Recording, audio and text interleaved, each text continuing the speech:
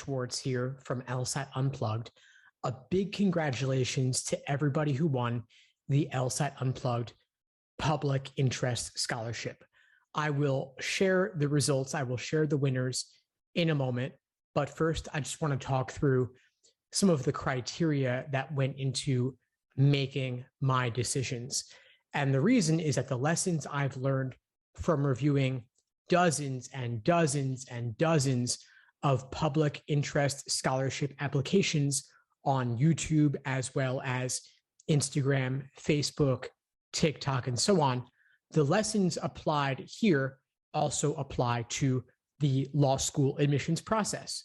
So here are the lessons I've learned reviewing hundreds of applications over the years for the various scholarship opportunities that I've offered.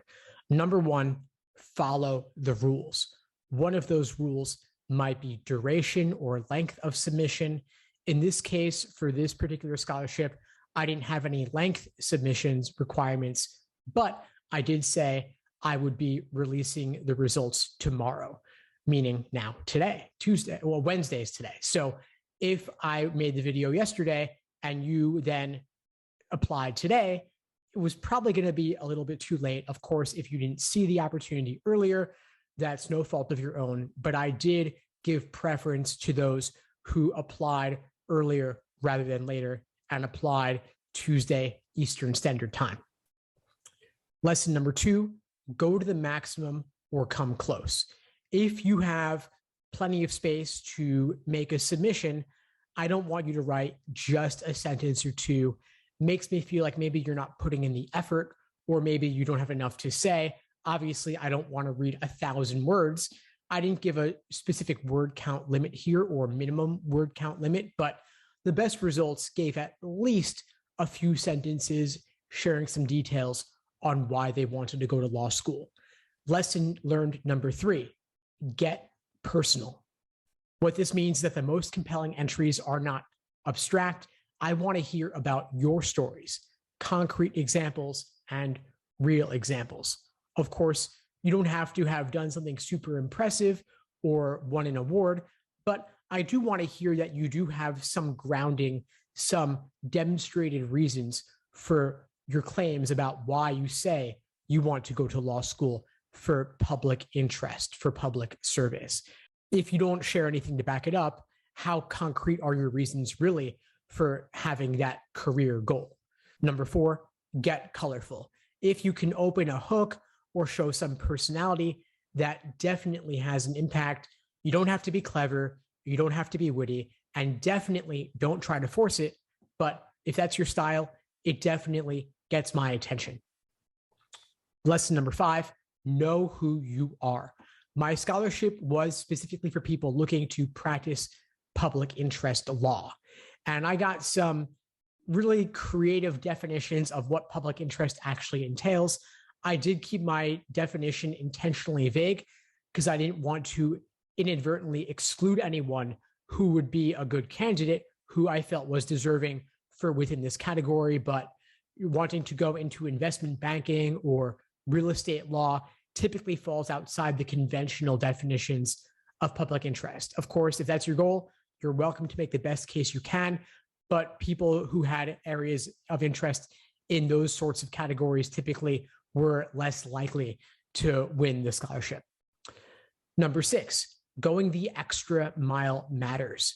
There were certain people who had communicated with me in the past, either via email or from other social media channels, or they've just been leaving YouTube comments over the past several weeks, several months, and so on. And so that definitely helped. It definitely gave a boost. It was a bonus. Of course, it was not required, but it did give me some additional context for your application. And I knew that these folks were serious about their LSAT prep. Number seven, this relates back to the time thing I mentioned earlier. Applying early helps. Of course, I would never fault someone for applying at the last minute, but I generally reviewed applications in the order in which they were received, in the order in which they were submitted. So I couldn't help noticing those who applied earlier more, and I felt more free to say yes to myself and yes to them when I had fewer slots remaining than later in the process. And finally, lesson number 8, ultimately, it's subjective. I try my best to be fair, but there were more deserving applicants than there were slots available. I wish I could give everybody a scholarship, but I'm not able to do that. I have to give personalized attention to the students in my courses. It does not scale in the way that some of the bigger names out there do. So I wish I could help more folks. I'm so impressed with each and every one of you. And if you didn't win, please shoot me an email anyway, reach out. I'll do what I can to hook you up with some free resources, and do keep an eye on my emails if you're not already receiving them. I will be sharing future opportunities about how to get involved in my LSAT courses, and I do offer ongoing public interest scholarships as well. So reach out if you'd like to find out more about those opportunities. Anyway, without further ado, I will now share the scholarship winners for the LSAT Unplugged Public Interest Scholarship on YouTube. Enjoy.